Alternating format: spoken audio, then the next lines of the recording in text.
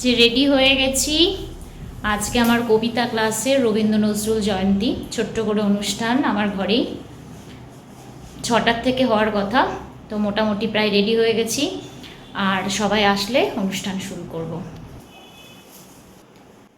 বিশ্বকবি রবীন্দ্রনাথ ঠাকুর আর একদিকে বিদ্রোহী কবি কাজী নজরুল ইসলাম, এনাদের দুজনকে নিয়েই ছিল আমার সহজপাঠ আবৃত্তি চর্চা কেন্দ্রের এক সাংস্কৃতিক সন্ধ্যা। ছোট বড় মাঝারি সব বয়সের মানুষই ছিল, কিন্তু জায়গাটা যেহেতু ঘরোয়া পরিবেশে হয়েছিল তার জন্য সবাইকে বলে উঠতে পারিনি। আমার খুদেরাও ছিল, কিন্তু অনেকটা ধৈর্য ধরে বসে। মাঝে মাঝে ওদের মুখে আঙুল দিয়ে চুপ করাতে হচ্ছিল, কারণ কতক্ষণই বা ওরা বসে থাকতে পারে বলুন তো। তাও কিন্তু ওরা চেষ্টা চালিয়ে গেছে। এই ধরনের অনুষ্ঠানের কিন্তু এটাই একটা শিক্ষণীয় বিষয়। আর এই যে এখন গান চলছে, সেটা আপনাদের সাথে শেয়ার করতে পারছি না, তার কারণ হয়তো আপনারা সবাই জানেন, কারণ ইউটিউবে এই ধরনের গান সবসময় শেয়ার করা যায় না। তার জন্য এই ভিডিওটাই আপনাদের সাথে শেয়ার করছি। দেখতে থাকুন কেমন।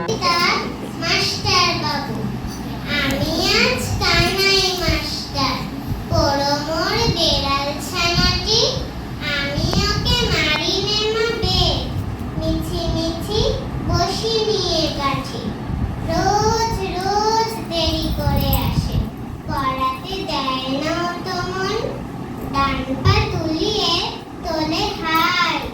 যত আমি বলি শোন শোন, দিন রাত খেলা খেলা খেলা, লেখায় পড়ায় ভারী হেলা। আমি বলি চ ছ জ ঝ ইয়া, ও কেবল বলে মিয়া মিয়া। প্রথম ভাগের পাতা খুলে আমি আরে বোঝাই না কত, চুরি করে খাস নে কখনো, ভালো হোস গোপালের মতো। যত বলি সব হয় মিছে, কথা যদি একটিও শোনে। মাছ যদি দেখেছে কোথাও, কিছুই থাকে না আর মনে। চড়াই পাখির দেখা পেলে ছুটে যায় সব পড়া ফেলে। আমি বলি চ ছ জ ঝ ইয়া, দুষ্টুমি করে বলে ইয়া। আমি ওরে বলি বারবার, পড়ার সময় তুমি পড়ো। আমি যখন কোনো অনুষ্ঠানে সঞ্চালনা করি, সেই অনুষ্ঠানে সবসময় চেষ্টা করি গান, কবিতা, নাচ কতজন পার্টিসিপেট করছে সেই হিসেবে ভাগ করে নিতে। তাহলে কি হয়, একটানা গান বা কবিতা, নাচ কোনোটাই দেখতে হয় না।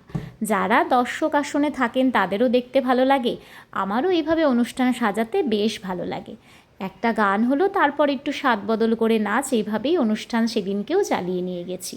আর এখন গান করছিল কৌশিকিদি।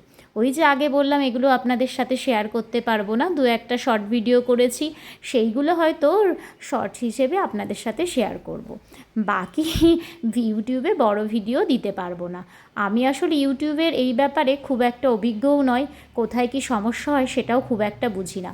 তবুও ভালো লাগে আমাদের জীবনে দৈনন্দিন যে ব্যাপারগুলো আসে সেগুলো আপনাদের সাথে শেয়ার করতে, তাই শেয়ার করি। এখন করছে আমার আদরের অন্তরীপ কবিতা, শুনে দেখুন তো কেমন হয়েছে। পরে কচি পাতায় করি লুটোপুটি, তবে তুমি আমার কাছে হারো। তখন কি মা চিনতে আমায় পারো? তুমি ডাকো খোকা কোথায় ওরে, আমি শুধু হাসি চুপটি করে। যখন তুমি থাকবে যে কাজ নিয়ে, সবই আমি দেখবো নয়ন মেলে। স্নানটি করে চাপার তলা দিয়ে আসবে। আমি জীবনে অনেক মানুষের সাথে মিশেছি যারা ছোটোবেলায় গান, কবিতা, নাচ, নাটক অনেক কিছুর সাথে যুক্ত ছিল, শিখেছে, কম্পিটিশান করেছে, প্রাইজ পেয়েছে। কিন্তু বড় হওয়ার সাথে সাথে ওই যে আমাদের জীবনটা কেমন যেন জটিল হয়ে যায়, আমরা যেন কোথায় দৌড়াতে থাকি। সংসার, চাকরি, বাচ্চা সব কিছু মিলিয়ে মিশিয়ে নিজেদের জন্য আর এই ভালো লাগাগুলো খুঁজে বের করতে পারি না। এক কথা যেন মনে হয় সময় বার করতে পারি না। কিন্তু আমরা যদি একটু চেষ্টা করি, সপ্তাহে একটা দিন, মাসে ওই কয়েকটা ঘন্টা যদি নিজেদের জন্য সময় রাখি, মনে হয় অনেক সমস্যার থেকেই আমরা মুক্তি পেতে পারি। আর এই যে দিদির কথা বলছি, ইনি হলেন কুন্তলা দি। তার বয়সটা কিন্তু সংখ্যা মাত্র। দিদি এত আগ্রহ, যেমনি ভালো নাচ করেন তেমনি সবচেয়ে বড় কথা ইচ্ছা শক্তি। দিদিকে দেখে মনে হয় স্যালুট করা দরকার। কথায় কথায় দেখুন আমাদের অনুষ্ঠানের অনেকটাই আপনাদের সাথে শেয়ার করলাম। সহজপাঠ আবৃত্তি চর্চা কেন্দ্র আমার খুব প্রাণের কাছের, আমার হাতে গোনা বলা যেতে পারে কয়েকজন মানুষকে নিয়ে আমি এই অনুষ্ঠানটা করেছি, সবাইকে বলতেই পারিনি, কিন্তু যে কজনকে নিয়ে আসতে পেরেছি এই অনুষ্ঠানে তাদেরকে নিয়েই আমি অনেক সমৃদ্ধ হয়েছি, অনেক কিছু জানতে পেরেছি। আর প্রতিটা অনুষ্ঠানই আমাকে অনেক শিক্ষা দেয়, সবসময় সেটা আমি বলে থাকি। আর এই যে শেষে রোদ্দুরও একটা গান করেছে, কবিতা করেছিল, সেটা পরে শেয়ার করব। আর ওর খুব গান করতে ইচ্ছে হয়েছিল, সেটাই আমি একটু তালটা দিয়ে দিচ্ছিলাম। এইভাবেই অনুষ্ঠানটা বেশ সুন্দরভাবে 3টে ঘন্টা কিভাবে পেরিয়ে গেল বুঝতেই পারিনি। আমার সত্যি খুব ভালো লেগেছে। আর আমার পরিবারকেও অসংখ্য ধন্যবাদ এই ধরনের অনুষ্ঠান বাড়িতে ঘরোয়া পরিবেশে করার জন্য, আমাকে সমর্থন করার জন্য। আজকের ভিডিওটা এইটুকুই। ভালো থাকবেন, সুস্থ থাকবেন, দেখা হবে নতুন কোনো ভিডিওতে। ততক্ষণের জন্য টাটা।